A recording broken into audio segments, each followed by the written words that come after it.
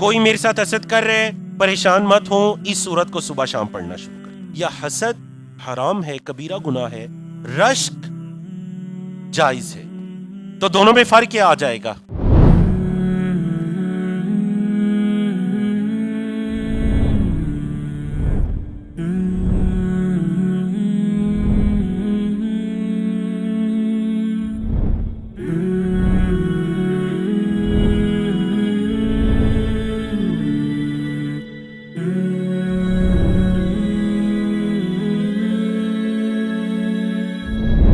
کتنے پیارے ذکر ہیں. کہہ دیجئے میں اللہ کی پناہ میں آتا ہوں یا میں صبح کے رب کی پناہ میں آتا ہوں. اب سوال یہ کس سے آپ اللہ کی پناہ میں آ رہے ہیں؟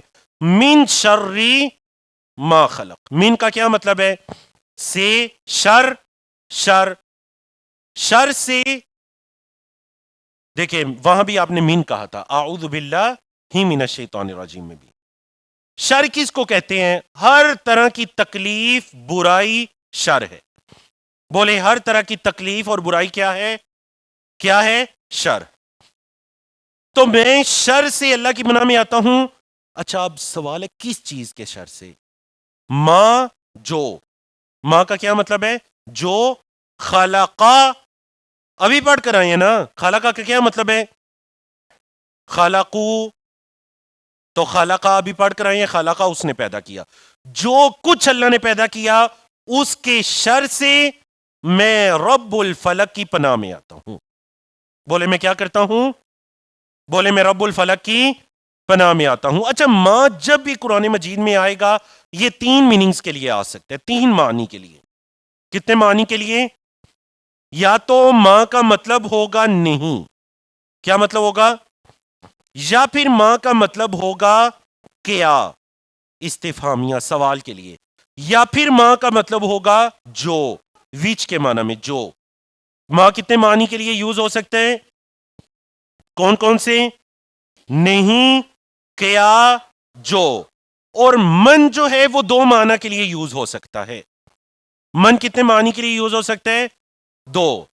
کون کون سے؟ ایک من کا مطلب ہوگا کون، اور ایک من کا مطلب ہوگا جو. بولے من کتنے معنی کے لیے استعمال ہو سکتا ہے؟ 2. کون کون سے؟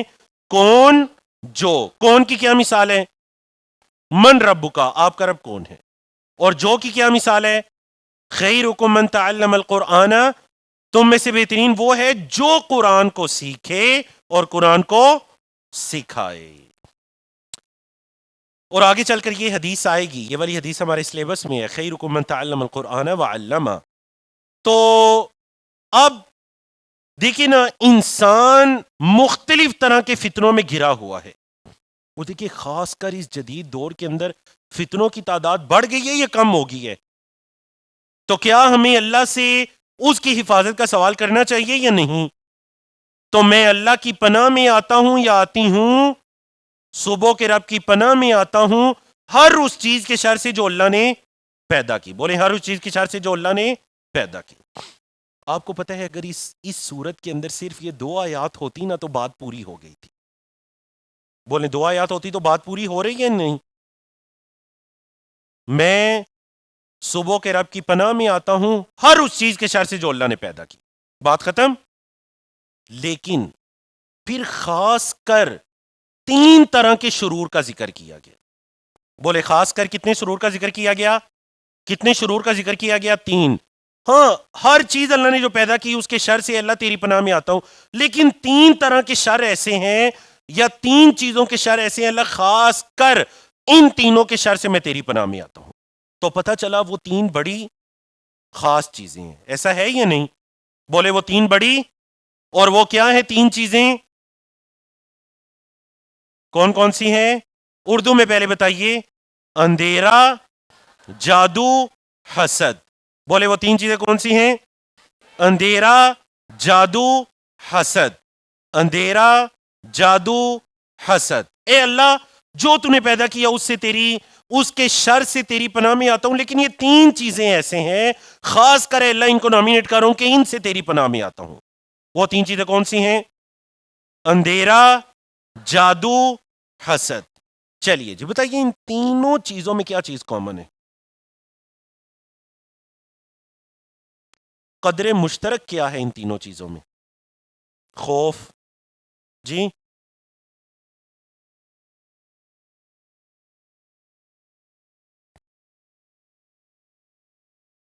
دیکھیں کوئی ایسی چیز جو ان تینوں میں پائی جا رہی ہے.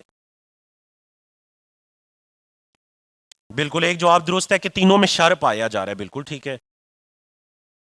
نیگیٹیوٹی پائی جا رہی ہے، تینوں کے اندر منفی سوچ ہے، بالکل. ایک اور بھی قدر مشترک ہے، وہ یہ ہے کہ جس بیچارے کے ساتھ ان تینوں طرح سے شر ہو رہا ہے اس کو پتہ ہی نہیں چلتا. بتائیے ایسا ہوتا ہے یا نہیں؟ اندھیرے میں کوئی نقصان پہنچانا چاہے نہیں پتہ چلتا، جادو کے ذریعے کوئی پہنچانا چاہے بعض اوقات نہیں پتہ چلتا، حسد کے ذریعے شاید ساتھ اٹھنے بیٹھنے والا حسد کر رہا ہے، حسد بھی دکھائی.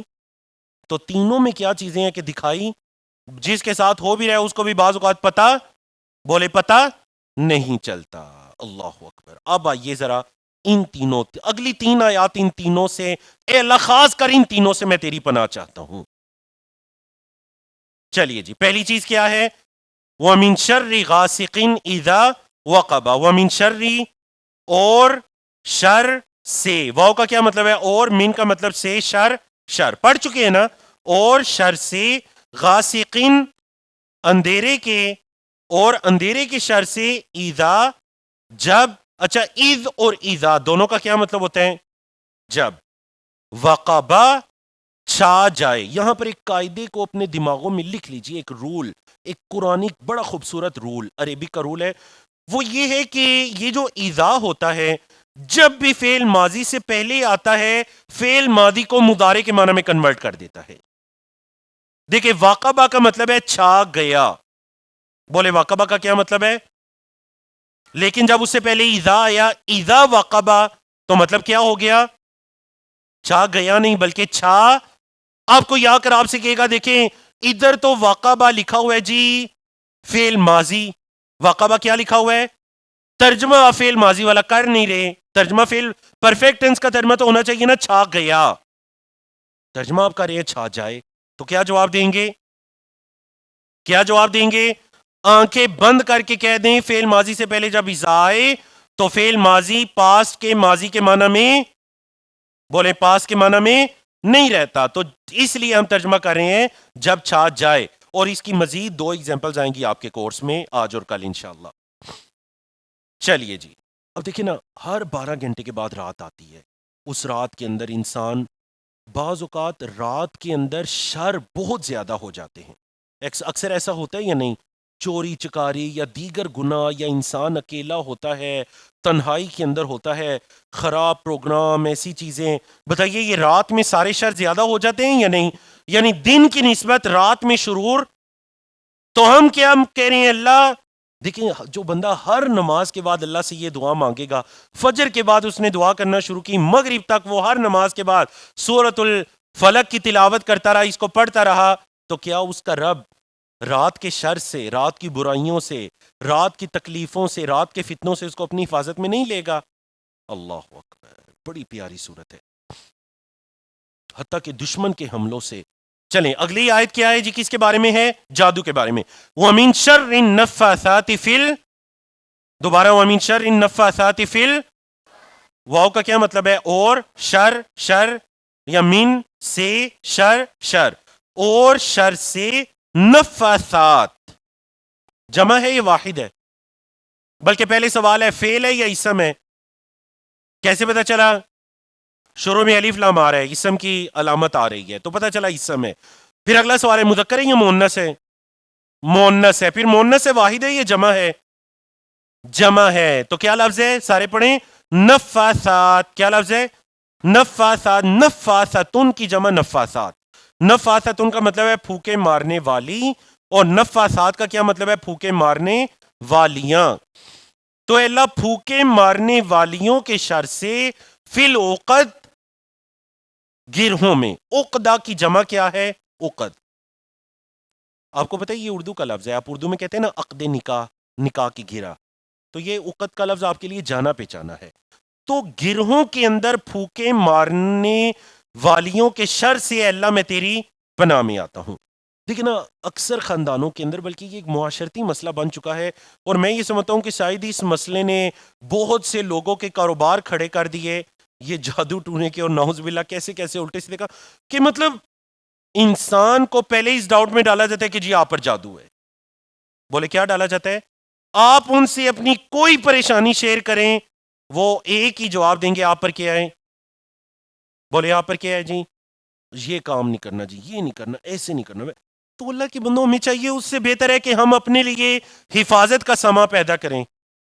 بولے ہم کیا کریں؟ اپنے لیے حفاظت کا خیال کریں. جس نے جو کرنا ہے وہ کرے، لیکن ہمیں اپنی حفاظت کی، بولے ہمیں اپنی حفاظت کی، اور یہی حفاظت ہے کہ ہم ان ذکر و اذکار کی، ان صورتوں کے پڑھنے کی پابندی کریں. جادو ایک آزمائش ہے جس کے ذریعے اچھے خاصے لوگوں کا عقیدہ بھی کیا ہوتا ہے بعض اوقات، بولے بعض اوقات کیا ہوتا ہے؟ ڈگمگانے لگتا ہے. تو ہم اس سے اللہ کی پناہ طلب کریں، اللہ کی حفاظت طلب کریں. چلیے جی، اگلی چیز کیا ہے؟ وَمِن شَرِّ حَاسِدٍ إِذَا وَمِن شَرِّ حَاسِدٍ إِذَا وَمِن شَرِّ، اور واو کا مطلب بولے کیا ہے؟ اور، من کا مطلب شر، اور شر سے، حاسدن حسد کرنے والے کے. حسد کی کیا ڈیفینیشن ہے جی؟ یا حسد حرام ہے، کبیرہ گناہ ہے، رشک جائز ہے. تو دونوں میں فرق کیا آ جائے گا؟ دیکھیے، حسد کے اندر یہ جذبہ ہوتا ہے کہ فلاں چیز اسے کیوں ملی. حسد کا جو فرسٹ سٹیپ ہے وہ پتہ ہے کیا ہے؟ فرسٹ سٹیپ، مجھے ملے یا نہ ملے، بس اس کے پاس یہ چیز کیوں ہے.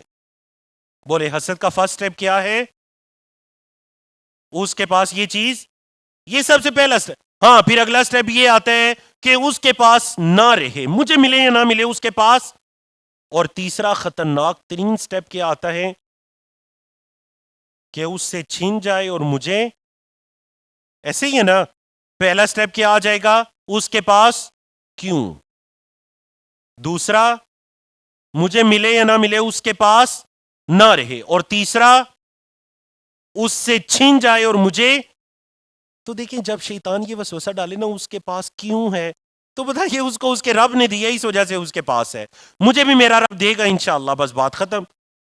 لیکن اگر یہ سوچنا شروع کر دیں گے کیوں ہے، تو یہ پھر آپ کو دوسرے تیسرے درجے تک، بولے یہ چیز کیوں، یہ دوسرے تیسرے درجے تک لے جاتے. اور جو حاسد ہوتا ہے نا، اندر ہی اندر اپنی آگ میں جلنے والا، یقین جانیے کہ اصل میں اسے اللہ کی تقدیر پر اعتراض ہوتا ہے. بولے اصل میں وہ کس پر اعتراض کر رہا ہوتا ہے؟ کیونکہ آپ کے اس بھائی کو وہ نعمت دینے والی ذات کون، کس کی ذات ہے؟ تو یہ کس پر اعتراض بنا؟ اللہ پر. اور رشک کیا ہوتا ہے؟ رشک یہ ہے جو جائز ہے کہ اللہ جیسے اس کو دیا مجھے بھی نواز، اس کے پاس بھی رہے، اللہ اس کو مزید برکت دے، اور اے اللہ مجھے بھی، بولے اے اللہ مجھے بھی نواز. یہ کیا کہلاتا ہے؟ رشک کہلاتا ہے. حسد حرام ہے اور رشک کیا ہے؟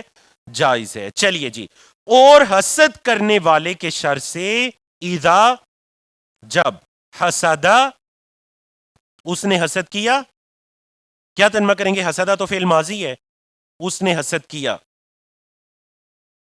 بتائیں، فعل ماضی والا ترجمہ کریں گے نا حسدہ. کیوں؟ کیونکہ فعل ماضی سے پہلے کیا آ گیا؟ اور ہم پڑھ کر آئے فعل ماضی سے پہلے اذا آ جائے تو وہ پاس کے ماضی کے معنی میں، تو پھر ہم ترجمہ کریں گے جب وہ حسد کرے. حسد کیا نہیں بلکہ جب وہ حسد کرے.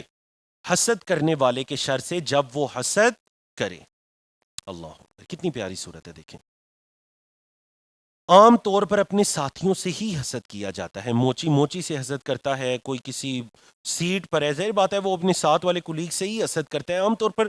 تو جب کبھی یہ سوچ آئے فوراً یہ صورت پڑھا کریں، کوئی میرے ساتھ حسد کر رہے، پریشان مت ہوں، اس صورت کو صبح شام پڑھنا شروع کر دیں. بولیں اس صورت کو صبح شام پڑھنا شروع کر دیں. چلیے جی، اور اگر شیطان ہمارے دل میں کسی کا حسد ڈالے تو اس کا سب سے آسان طریقہ یہ ہے کہ اپنے مسلمان بھائی کے لیے دعا کرنا شروع کر دیں. اپنے اس مسلمان بھائی کے لیے کیا کرنا شروع کر دیں؟ دعا اور اس کا ذکر کریں، اس کا تذکرہ کریں، اس کے لیے دعا کریں اور اس کا تذکرہ کریں. مطلب یہ نہیں کہ آپ اس کو اتنا منفی طرف لے کر چلے جائیں کہ وہ شیطان اپنے وسوسے کے اندر کامیاب ہو جائے. جب آپ اس کے لیے ہاتھ اٹھا کر دعا کریں گے دل سے وہ کیفیت، دل سے وہ حسد والی کیفیت نکل جائے گی.